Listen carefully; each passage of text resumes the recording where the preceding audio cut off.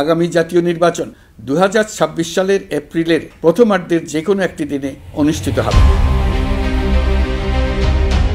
সম্প্রতি প্রধান উপদেষ্টার পক্ষ থেকে আগামী এপ্রিলের প্রথমার্ধে পরবর্তী জাতীয় সংসদ নির্বাচন অনুষ্ঠিত হওয়ার সম্ভাব্য সময় ঘোষণা আসার পর থেকেই দেশের রাজনৈতিক দলগুলো তাদের প্রতিক্রিয়া ব্যক্ত করতে শুরু করেছে।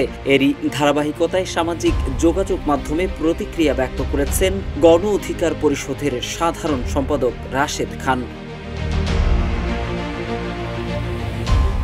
9 জুন সোমবার এক ফেসবুক পোস্টে চৈত্র বা এপ্রিল মাসে জাতীয় নির্বাচন আয়োজনের সরকারি সিদ্ধান্ত পুনর্বিবেচনার আহ্বান জানিয়েছেন গণ অধিকার পরিষদের সাধারণ সম্পাদক। হুঁশিয়ারি উচ্চারণ করে তিনি লেখেন, সরকারের এই সিদ্ধান্ত বদলানো না হলে দেশের ওপর কালো মেঘ নেমে আসবে, যার একমাত্র সুবিধাভোগী হবে ফ্যাসিস্ট আওয়ামী লীগ।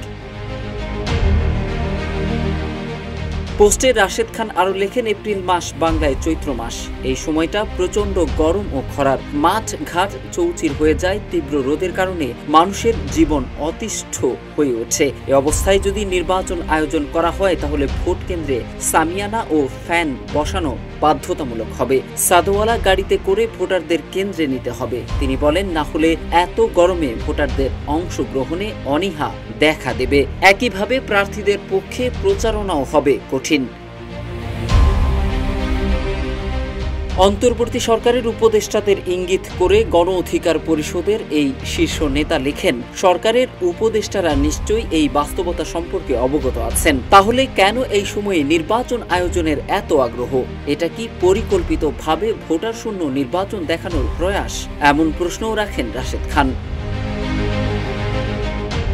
নির্বাচন নিয়ে করা ওই পোস্টে রাশেদ খান আরো লেখেন, নির্বাচন কমিশনের সুপারিশ অনুযায়ী কোনো আসনে যদি 40% ভোট না পড়ে তবে সেখানে পুনর্নির্বাচন আয়োজন করতে হবে। এপ্রিলের প্রচন্ড গরমে কোনো আসনেই এই ভোটার উপস্থিতির সম্ভাবনা নেই বলেও দাবি করেন রাশেদ। রাশেদ খান আরো লেখেন, দেশের আবহাওয়া ও বাস্তবতা বিবেচনায় প্রধান উপদেষ্টা ডিসেম্বর ও জুন মাসকে নির্বাচন আয়োজনের জন্য রোডম্যাপে রেখেছিলেন। বেশিরভাগ রাজনৈতিক দল, এমনকি জামায়াত সহ কিছু দলও রমজানের আগেই নির্বাচন চেয়েছে। সরকার চাইলে একটি ভারসাম্যপূর্ণ সিদ্ধান্ত নিতে পারত।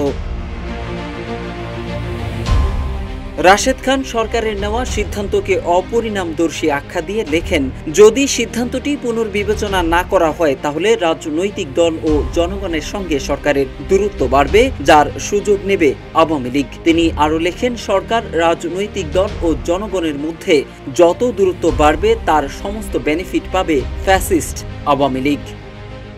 মোহাম্মদ সাইফুল ইসলাম, ইত্তেফাক।